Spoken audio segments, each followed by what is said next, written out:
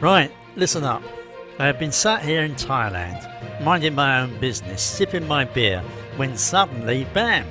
The British internet explodes with panic. Keir Starmer's a Marxist. Labour's gone full Bolshevik. Blimey.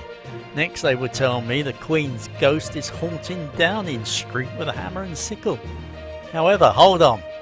Is Starmer some kind of Marxist mastermind? Or is it just another case of British politics losing the plot? Let us find out before I need a stronger drink. The Marxist Hysteria.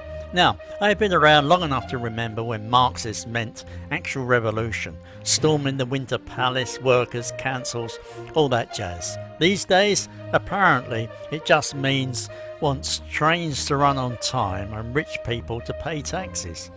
Honestly, if that is Marxism, then my local Thai bar is a communist paradise because the beer's cheap and the landlord actually listens when you complain. Policy number 1. Taxing the rich, not guillotining them. First up, Starmer wants to close tax loopholes for the mega wealthy.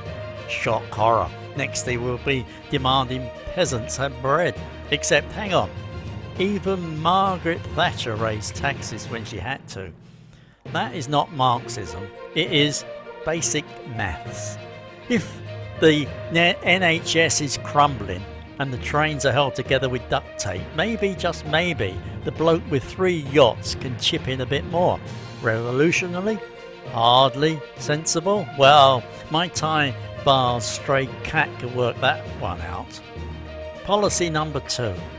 Nationalisation, but not like the USSR. Then there is the big scary word, nationalism. Starmer wants the railways back in public hands. Cue the Tories screaming he's turning Britain into Venezuela.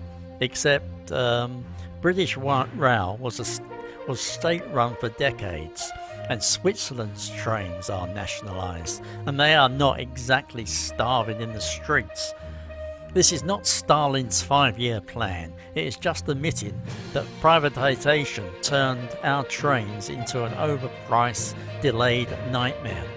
If that is Marxism, then so is wanting your toast to actually pop up when the toaster says it will. Policy number 3. Workers' rights, not workers' revolt. Now, Starmer's plan to boost unions and ban 0-hour contracts has certain papers hyperventilating. He's inciting class war, they cry. Really? Because last time I checked, giving workers stable hours and a living wage is not exactly the Paris Commune.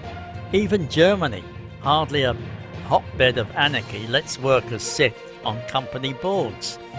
If that is Marxism, then so is expecting the kebabs to actually contain meat. The real reason for the Marxist label. Here is the truth. Calling Starmer a Marxist is like calling a lukewarm tea scalding. It is nonsense, but it gets people riled up. The Tories are desperate to paint him as a radical because, let us face it, vote for us, we are slightly less useless than last year is not a great slogan. Meanwhile, Starmer is so cautious he probably checks the weather before deciding which sock to put on first. A revolutionary? The man's about as rebellious as a slightly annoyed librarian. So, is Keir Starmer a Marxist? No. He is a middle-aged lawyer in a suit trying to make Britain slightly less broken without scaring the Daily Mail readers into a coma. Real Marxism would mean overthrowing the system, not just tweaking it. Moreover, let us be honest, if Brits could not even revolt over the great Marmite shortage of 2016, we are not exactly ripe for revolution. Now, if you will excuse me, my beer is getting warm, and that is a crisis I can do something about. Right, over to you. Am I being too kind to Starmer, or are the Marxist claims just political nonsense? Drop your thoughts below, and if you think I am wrong, at least make it funny. Furthermore, if you enjoyed this, give it a like, Share it with someone you still thinks socialism is a dirty word, and subscribe for more rants from a grumpy Brit abroad. Now, if anyone needs me, I will be in the corner explaining to my Thai mates why British politics is like a soap opera but with worse acting and more broken promises. Goodbye.